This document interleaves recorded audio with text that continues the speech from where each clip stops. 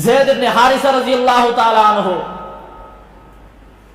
ان کو اغوا کر لیا گیا. یہ صحابی رسول ہیں، اتنے خوش نصیب صحابی ہیں، اتنے خوش نصیب صحابی ہیں کہ جن کا نام بھی قرآن میں آیا ہے. حضرت زید کا نام قرآن میں ہے، عشرۃ المبشرہ میں سے نہیں ہے، لیکن فضیلت کیسے حاصل ہوگی، کیسے پالی؟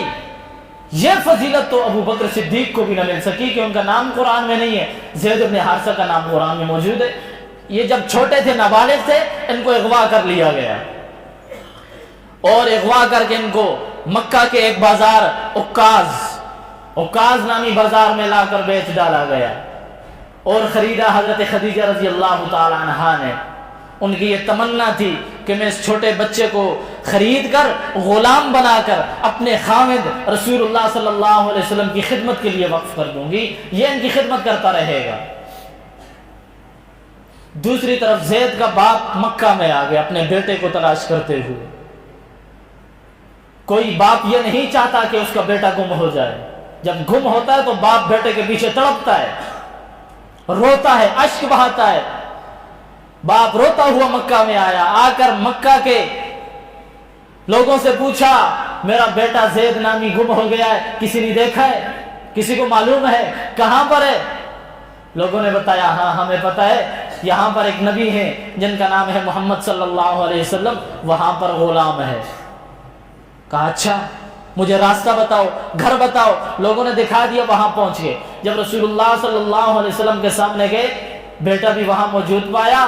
پہلے تو بیٹے کو سینے سے لگا کر خوب روئے، اشک بہائے.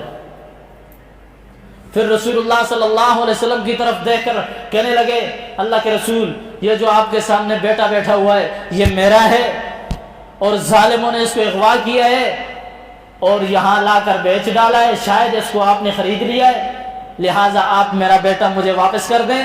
اس کے خریدنے میں آپ نے جتنی رقم دی تھی میں دگنی رقم دینے کے لیے تیار ہوں، لیکن میں اپنے بیٹے کو چھوڑوں گا نہیں، لے کر جاؤں گا. رسول اللہ صلی اللہ علیہ وسلم نے فرمایا ٹھیک ہے، میں تیرے بیٹے زید کو نہیں روکتا اور نہ کوئی قیمت لیتا ہوں. جتنے کا لیا ہے، جتنی قیمت میں لیا ہے وہ قیمت کی اس کی بھی ڈیمانڈ نہیں کرتا، وہ قیمت بھی میں تجھ سے نہیں لیتا. ایک شرط ہے میری، وہ مان لو، بس صرف ایک شرط ہے. کہا یا رسول اللہ کون سی شرط ہے؟ فرمایا وہ شرط یہ ہے کہ پہلے اس زید سے پوچھو، یہ اگر اپنی مرضی سے جانا چاہتا ہے تو لے جاؤ، ورنہ اس کو جانے پہ مجبور نہ کیا جائے، نہ جائے تو اس کو زبردستی نہ لے جایا جائے. زید کے باپ نے رسول اللہ صلی اللہ علیہ وسلم کا شکریہ ادا کیا کہ اتنی اجازت دے دی، اب میرا بیٹا ہے، میرے ساتھ کیوں نہیں جائے گا، ضرور جائے گا. زید کے باپ نے زید کی طرف دیکھا اور فرمایا اٹھو بیٹا چلتے ہیں. رسول اللہ صلی اللہ علیہ وسلم نے اجازت دے دی.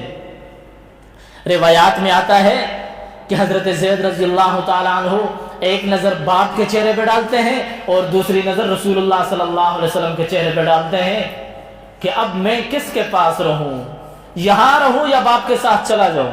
سوچتے رہے، خیر دیر تو نہ لگائی، بہت جلد ہی جواب دے دیا.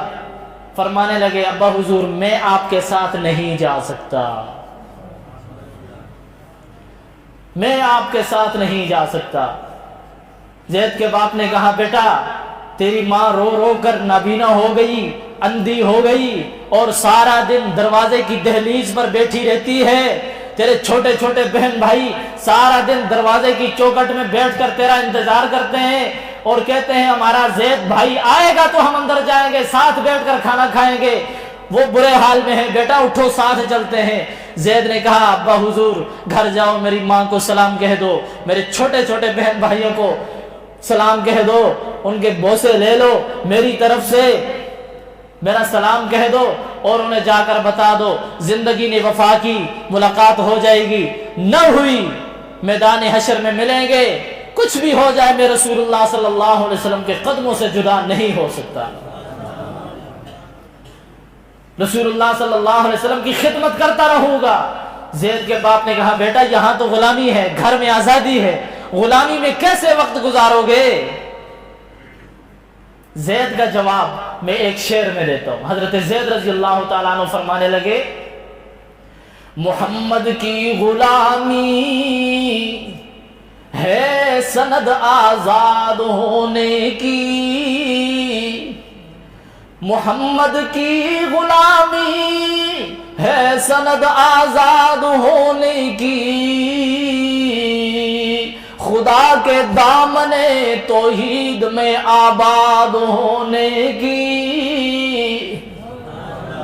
ابا حضور کچھ بھی ہو جائے رسول اللہ صلی اللہ علیہ وسلم کے دامن کو نہیں چھوڑ سکتا، اس لیے کہ اس محفل میں، اس خدمت میں مجھے وہ پیار ملا ہے جو ماں کی ممتا میں بھی نہیں ملا، جو تیری گود میں بھی مجھے نہیں ملا۔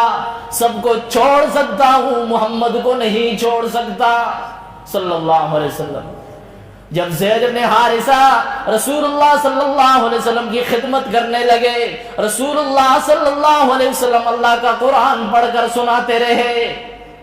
جب زید کو قرآن یاد ہو گیا تو اس قدر خوبصورت تلاوت کیا کرتے تھے، رسول اللہ صلی اللہ علیہ وسلم فرمانے لگے اب زید کو میرا غلام نہ کہا کرو، میرا بیٹا کہا کرو۔